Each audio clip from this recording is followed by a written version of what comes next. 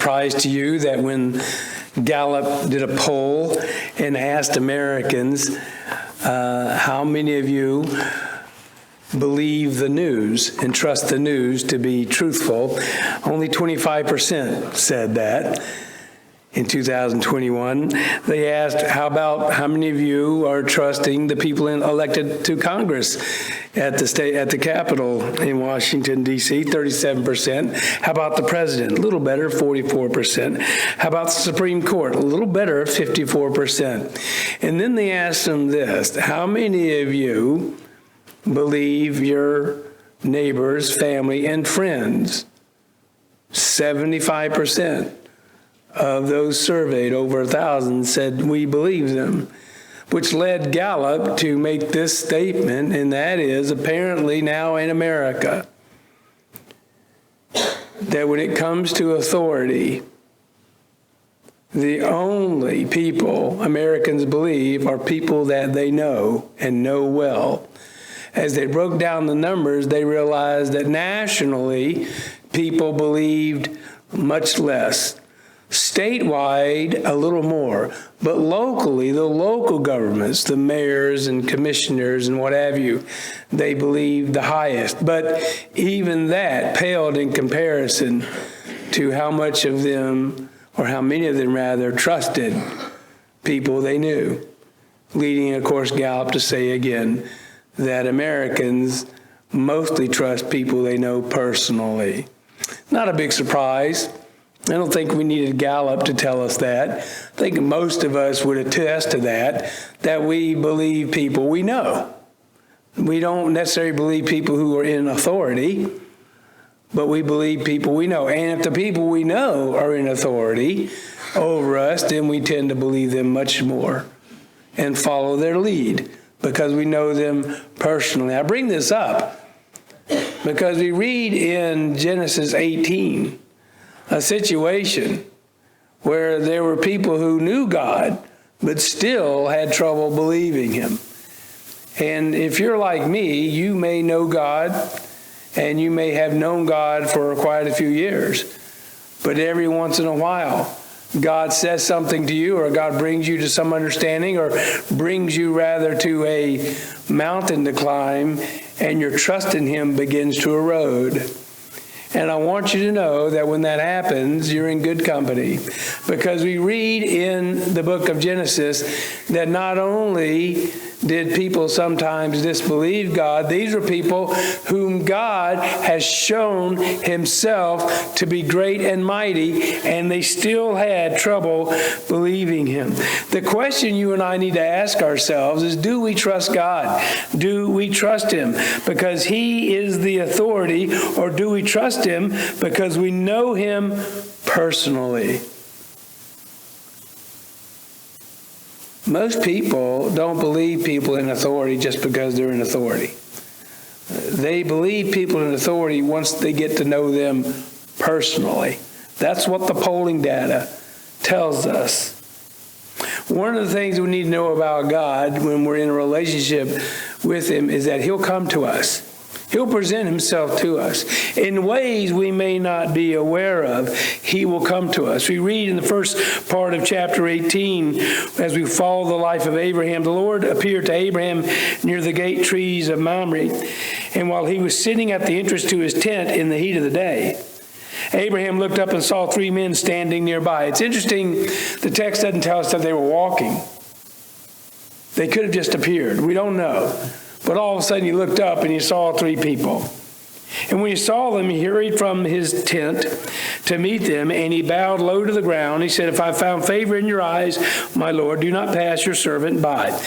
Now, some of you say, well, he knew instantly that that was God. He called them Lord. No, it's a little L there in the text when it comes to that word Lord in this instance, because that was the normal greeting that you gave strangers. You would bow to them. In fact, in the Middle East, handshakes are not the custom. It is bowing. That is how you show deference. That is how you greet. You still bow. In the western part of the world, we shake hands. But this is what Abraham was doing.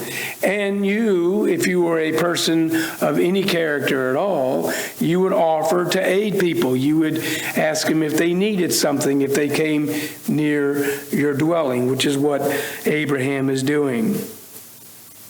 He said, let a little water be brought, and then you may all wash your feet and rest under this tree. Let me get you something to eat so you can be refreshed, then go on your way now that you have come to your servant. And very well, they said, go ahead and do that. So Abraham treated these strangers well, though he had no reason to believe that they were what we know they are now. Through hindsight, we know that this was the Lord and two angels. And that brings up this point. We may not recognize God's presence in our lives at first.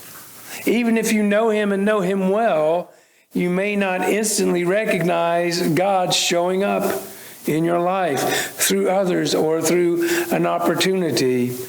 Sometimes it can be surprising. God, is this you? God, do you have a plan here?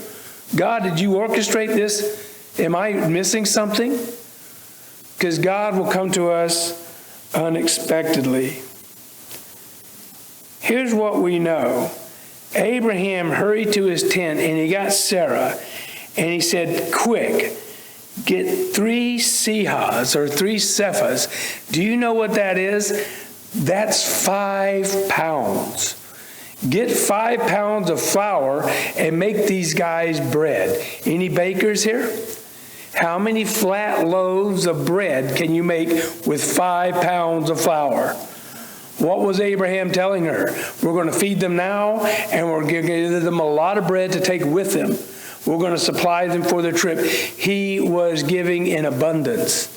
And then he went out, we read, and he got one of his servants to kill the best calf, to roast it, and then bring it. And then we hear the menu here. He brought curds and milk. Well, that doesn't sound too appetizing. Unless you go to Culver's. Anybody go to the Culver's? And they got the cheese curds, the deep fried cheese curds. Don't get me started. Anyway, that's not what this was. I guarantee you it was not deep fried Wisconsin cheddar. All right? It came from probably a goat. And it was probably cottage cheese, probably had some figs and some grapes mixed into it, and cool milk. He said, well, they didn't have a refrigerator. What they would do is they put the milk in jars, they'd tie a rope around the mouth of the jar, they'd lower it in the well, and they'd keep it cool that way. So Abraham brought up this cool milk, got them some cottage cheese and some figs and some grapes, and then came the meat and the main course and the bread, of course, that they dipped everything in. And he set it before them. And then while they ate, he stood near them under a tree, taking the posture of a servant. He didn't sit with them. He didn't make himself at home with them. He let them eat in peace, and he waited on them while he stood under the shade of a tree. And in case they needed something, he was going to be there.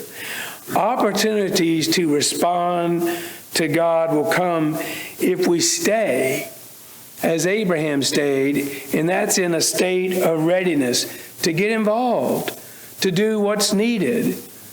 We can overlook opportunities because we do not have the posture of a servant. Abraham had learned that everything had a purpose with God. And these men, he did not know who they were, did not know what we know now through reading of the text, that they were God and 2 angels.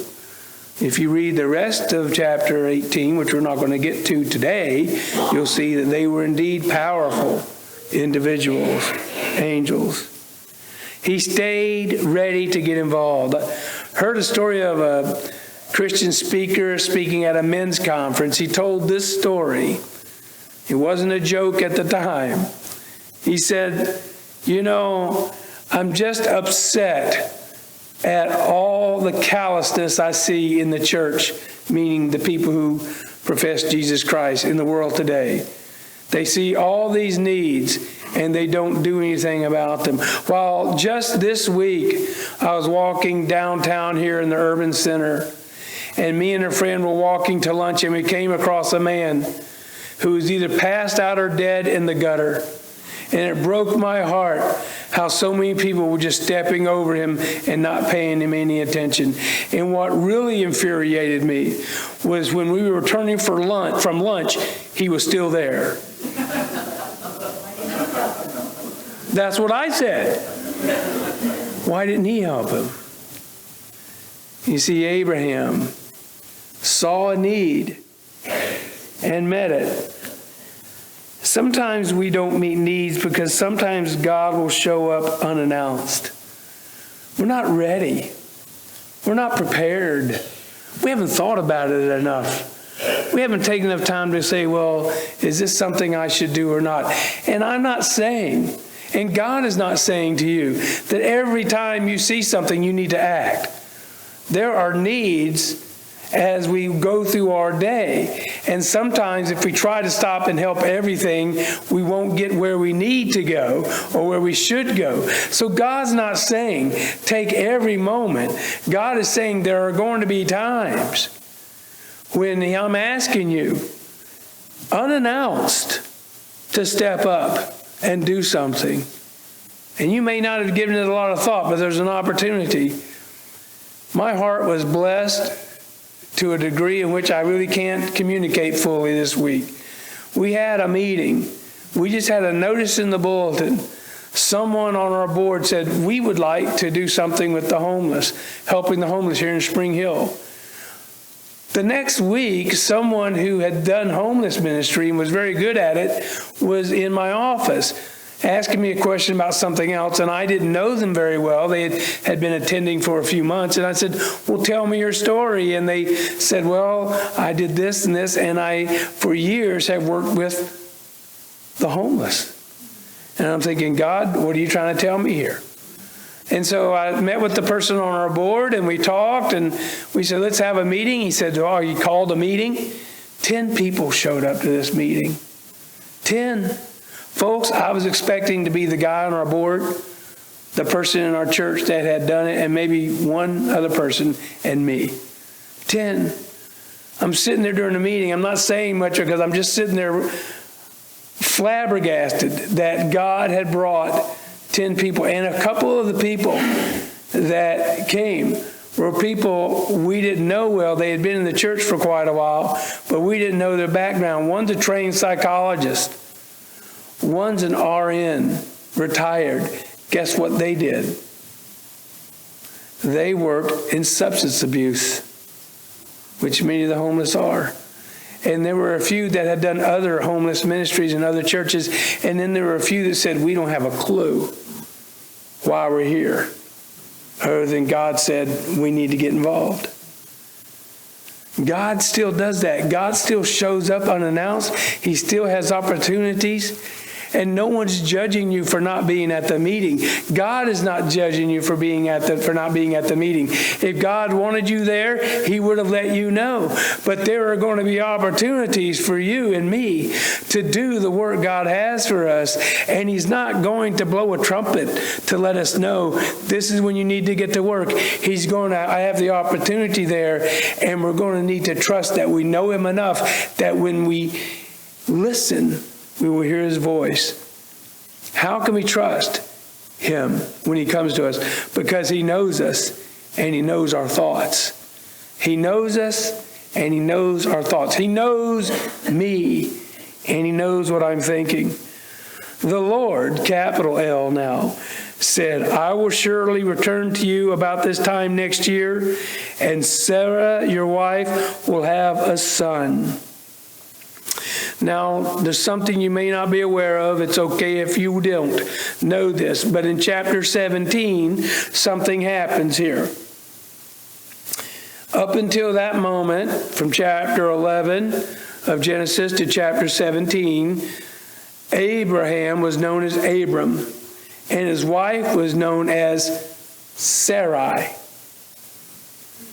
And then in chapter 17, God tells Abraham, your name is now Abraham. He tells Sarah, your name is now Sarah. So for all we know, the only people who know Sarah's name got changed were Abraham, Sarah, and God. And here, this man stands before Abraham, and he says to him, Sarah, your wife, will have a son. Now immediately Abraham's bulb went off and he goes, this has to be God. This has to be God. This is the promise he told me back in Ur when I was living in Mesopotamia. And he brought me all the way over here. It's been near 25 years.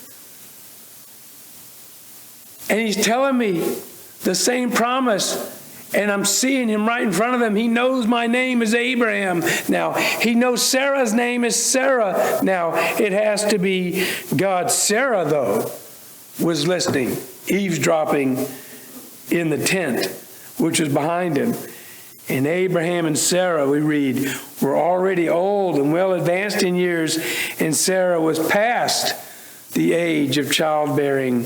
So Sarah laughed to herself as she thought, great, after I'm worn out and Abraham is old, now I'm going to have the pleasure of having a kid. You can just hear it in her voice, can't you? Then the Lord said to Abraham, why did Sarah laugh and say, will I really have a child now that I'm old? I think Sarah felt about this big when she heard the Lord say that to Abraham. God is the powerful creator, and we are reminded of his greatness when we encounter him. The thing about when you stop and ask God, is this you? Is God's going to remind us how big he really is. If we allow him to, if we'll stop and think, he will remind us how he's brought us through so very much. But make no mistake, Sarah was doubting the power of God, which is a very normal human response. You and I do the same thing. People are born doubting God. It is the nature of every person not to believe in God. It is the nature of every person not to want to make God number one. Why don't they want to make God number one? Because there's already somebody in that place. It's themselves. You don't teach children how to be selfish. You just let them be children, and they'll get it right every time. You don't teach people who are self-centered how to be that way. That's how we are born. But you know, Sarah had witnessed instance after instance of God's power.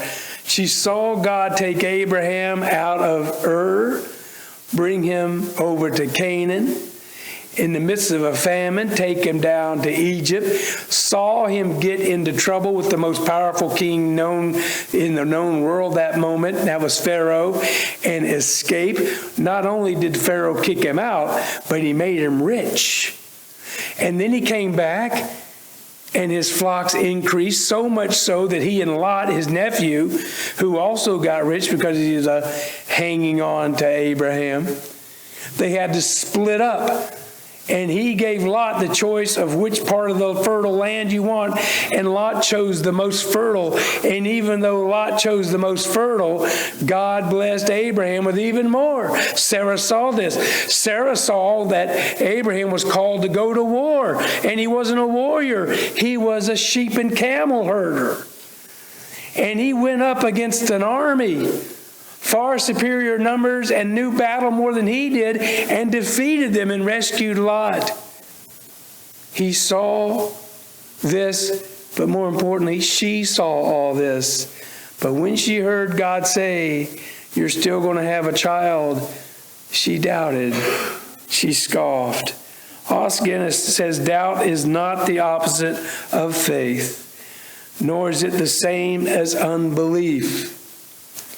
Doubt, rather, is a state of mind in suspension between faith and unbelief, so that neither of them are believed fully, and each of them are only believed partly. Doubt is that middle ground. We're not saying we don't believe, but we also aren't saying that we believe. We have some belief, but we also have a lot of unbelief. And that is the doubt. And there's a soft rebuke of Sarah here, because she should have grown as Abraham did, with enough faith to believe that when God spoke, he was going to do what he said. The more a follower of Jesus is delivered and provided for, the more faith is demanded. Notice the steps God took Abraham and Sarah on. But the one promise he hadn't fulfilled yet was that they would have an offspring. Not only one, but he promised that they'd have more offspring than stars in the night sky. And Abraham had come to the point where he's thinking, I got to believe him because he's done so much. Sarah wasn't there yet. I had someone tell me earlier on in this series, I really don't like Sarah.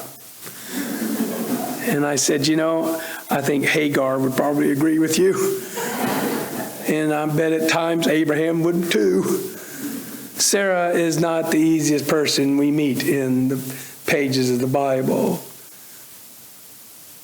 But God loved Sarah.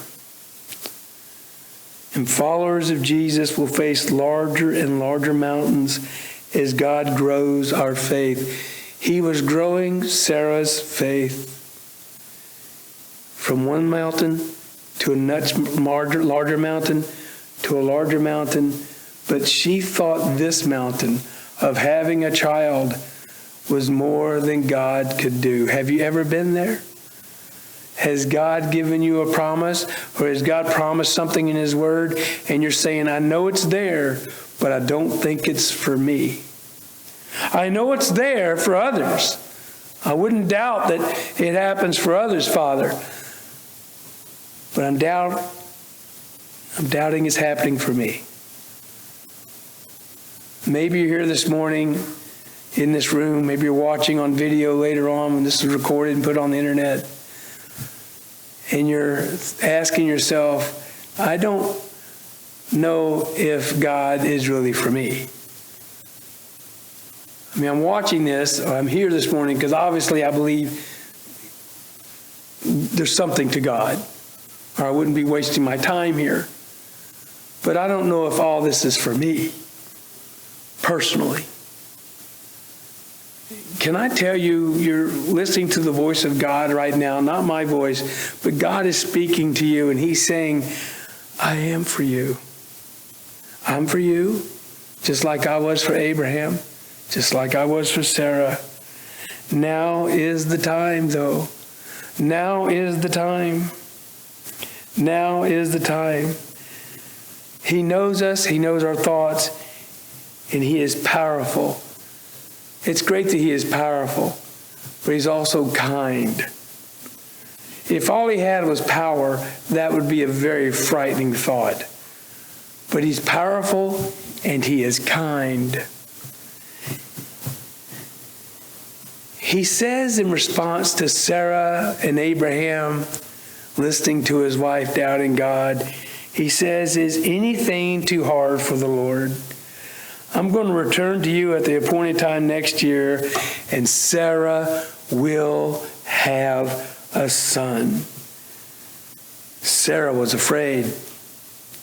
So she lied and said, I didn't laugh. But he said, yes, you did laugh. God asks Abraham and Sarah the eternal question, is anything too hard for me? If I'm God, is anything too hard for me? Is anything too hard for me? If I'm truly God, can I do it?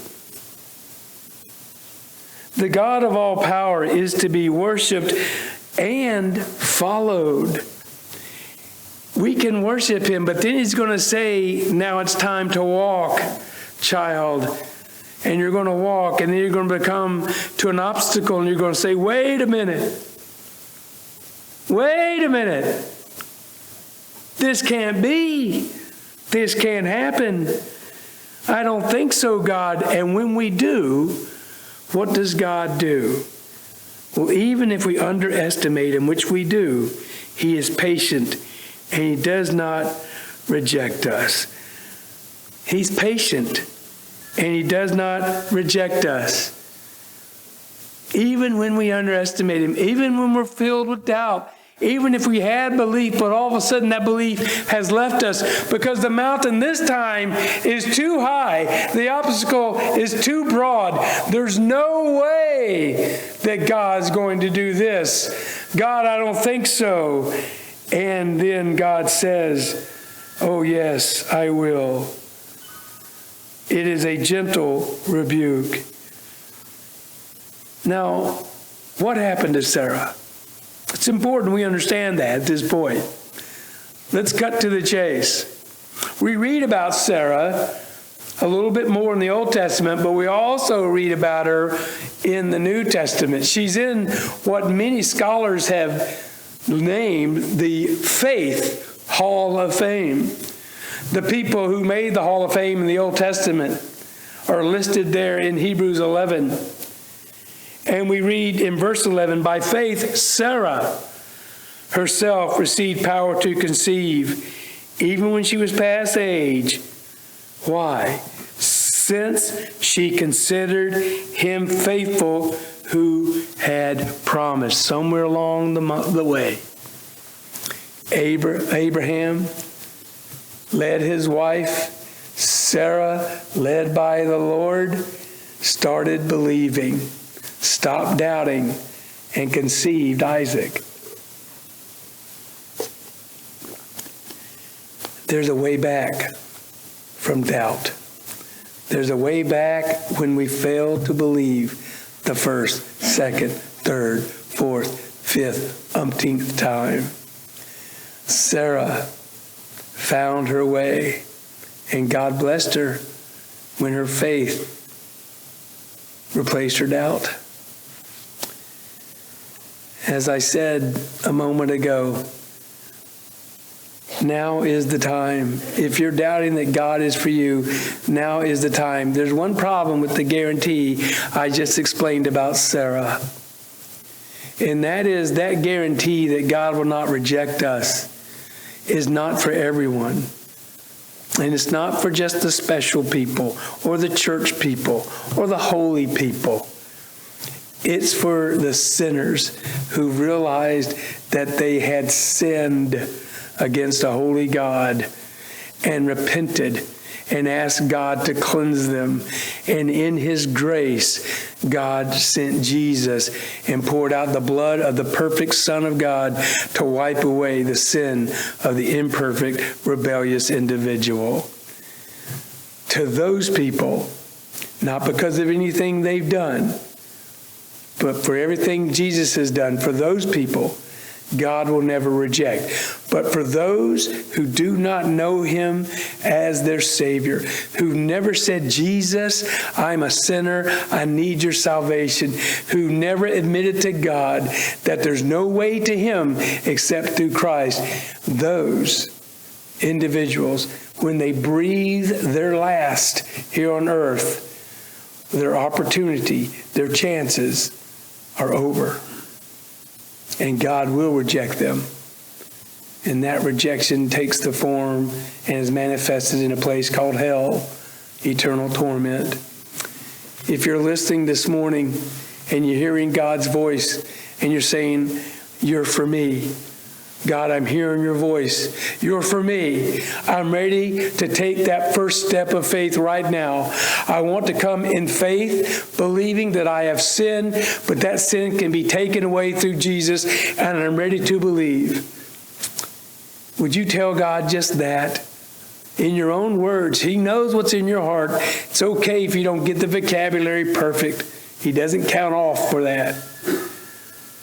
And on this card that we talked about earlier, on the back is a box down at the bottom. If you check that, give me a a way to contact you, a phone number, give me an email, give me something to get a hold of you, and we'll talk about that. Please take a moment to listen to God this morning. The opportunities are for right now, but they are not forever. I think as we look at this episode of Abraham and Sarah, 4 lessons kind of appear to us. So take this with you as you look at these lessons. The first one is be aware that some people you encounter may be angels. This still happens. People still see angels. I heard 2 stories. My dad told them both. It's the same incident that happened, but he told it 2 different ways. My dad didn't lie. But as he got older, he seemed to embellish. Let's put it that way. Anyway, this is true. My dad was in the Navy.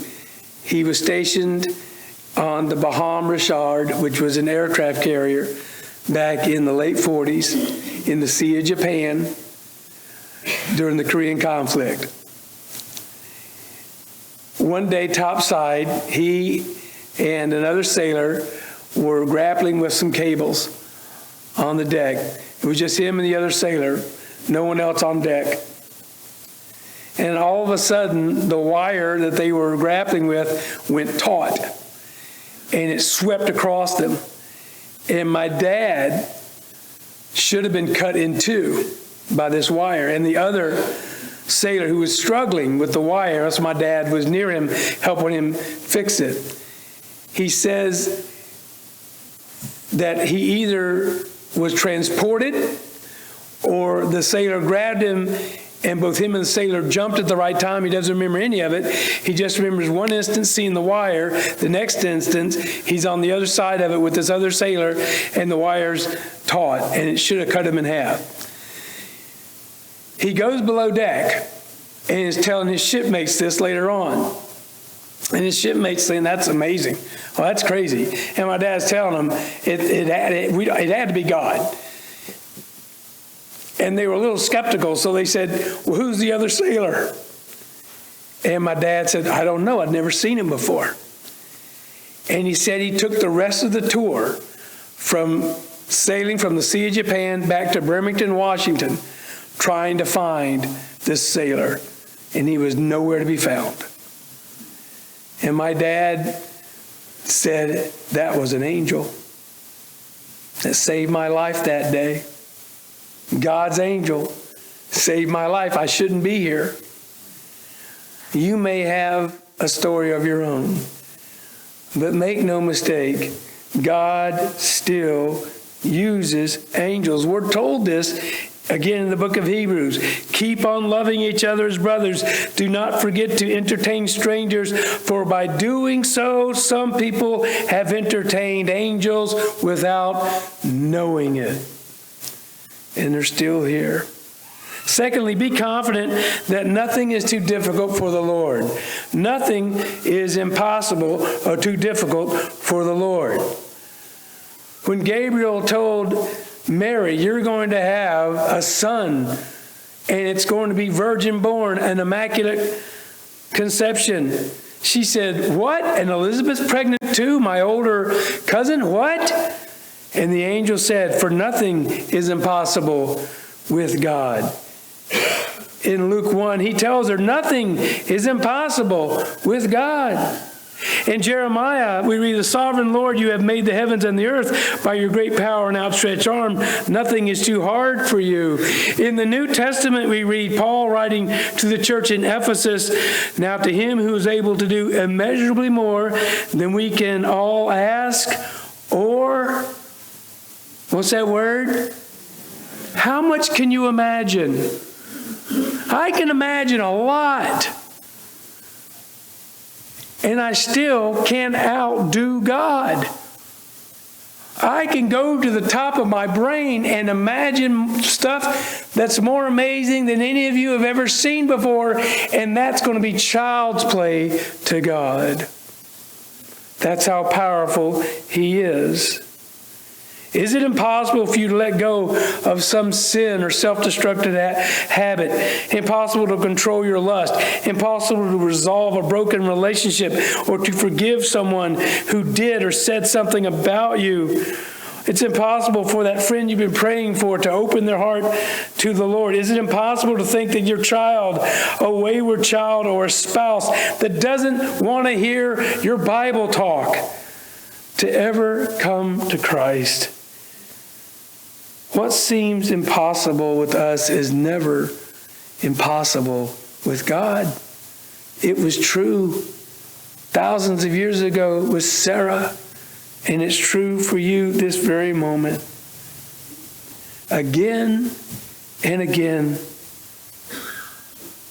when our resources have come to an end and despair overshadows us, the two most powerful words in any language scream out at us, "But God." Jacob, who was fooled by Laban over and over again and forced to work decades when he was only scheduled to work a few years. After Laban had tricked him for the last time, he said, "If the God of my father, the God of Abraham, the fear of Isaac, had not been with me, you would surely have sent me away empty-handed. But God has seen my hardship and the toil of my hands.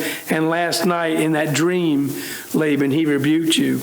Joseph said to his brothers who sold him into slavery, "You intended to harm me, but God intended it for good to accomplish what is now being done, the saving of many lives from the famine." And there was food in Egypt because of Joseph.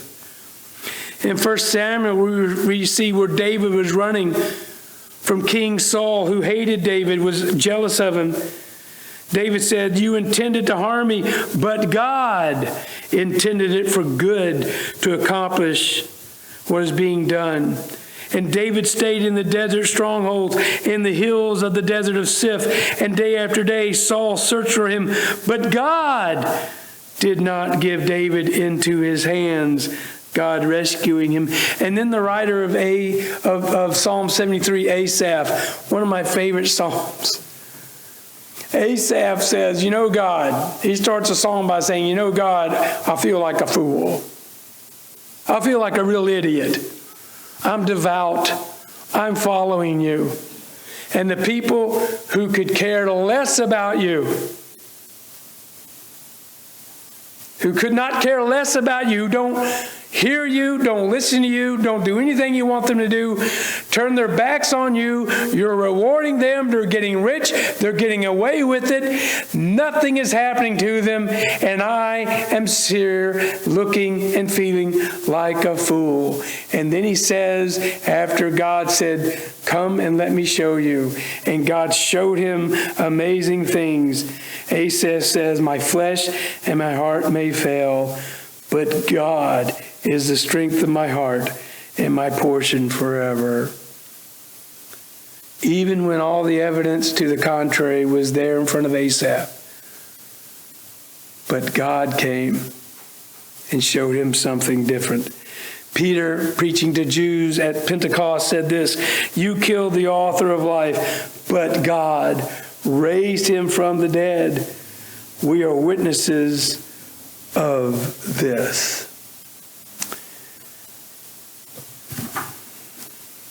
Right now, you're telling God, "I don't think so." If I was in some of your shoes, I would probably be the same place. I'd be saying, "I don't think so." But God can. With God, nothing is impossible. Quite a few years ago, I was challenged to start a prayer list. I pray for this list almost every day. It was a challenge to put people on the list that didn't know the Lord and looked like lost causes. And you know individuals like that, don't you? You know individuals, and you're sitting there thinking, there's no way they would ever come to faith. There's lost, and then there's whatever they are. And that's another category, degree altogether. And I was challenged to put them on my list and start praying for them. It's been quite a while. And I would like to tell you that many have come to faith. Sadly, only a few have. But even the ones that have, at one time, I was thoroughly convinced there's no way God is ever going to get to them. But God did, because nothing is impossible. You and I must remain sensitive to God's approach.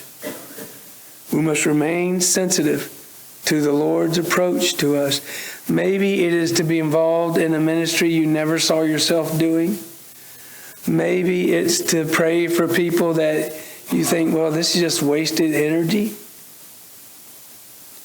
Maybe there's a mountain in front of you that you've tried to climb for a long time, and you're thinking it's all over. God's not going to do this. Sarah felt the same way. 2.5 decades, God's been promising her a son. 25 years. Abraham coming in, God just told me we're going to have a son. Shut up. I don't want to hear it. I'm 90, you're 100. It's over.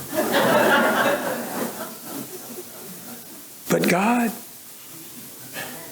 nothing's impossible with God.